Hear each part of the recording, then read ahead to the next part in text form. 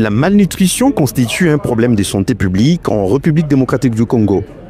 Les nouveau-nés, les enfants, voire les femmes enceintes, sont touchés par ce défi nutritionnel.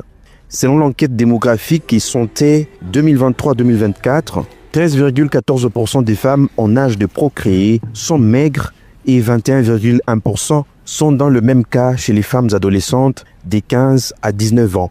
50% d'entre elles sont anémiques.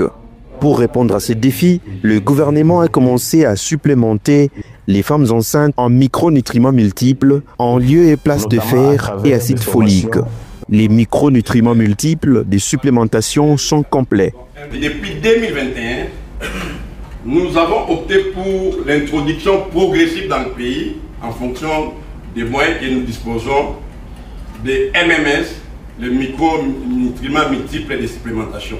Un petit comprimé, mais avec un grand impact, contient toutes ces vitamines, notamment la vitamine A, la vitamine D, la vitamine B1, la vitamine B2, la vitamine B3, la vitamine B6, l'acide folique pour 4 micro-unités, la vitamine B12, la vitamine C, la vitamine D. Et il y a aussi les autres minéraux, notamment les zinc, les cuivres, l'iode, le sélénium ainsi que les fer à 30 microgrammes.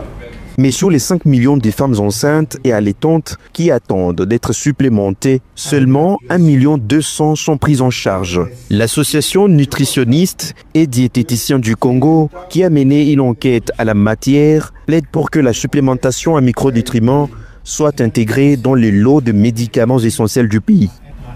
Avec ce plaidoyer que nous venons de faire, nous espérons que tous les partenaires vont s'engager effectivement à faire avancer le MMS dans notre réglementation.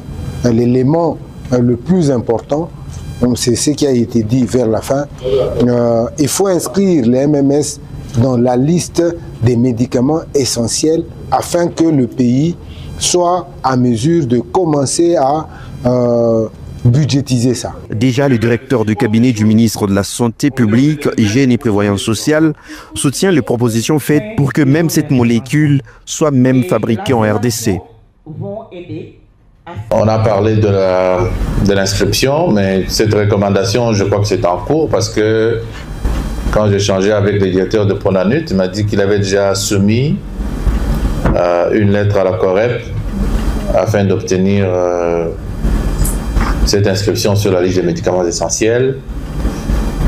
Évidemment, moi je suis toujours pour que tout dossier soit traité selon les règles en vigueur. Cet atelier consultatif sur la supplémentation en micronutriments multiples des femmes enceintes et allaitantes en République démocratique du Congo a également plaidé pour la formation des prestataires des soins afin d'administrer ces suppléments qui réduisent la mortalité maternelle et infantile en République démocratique du Congo.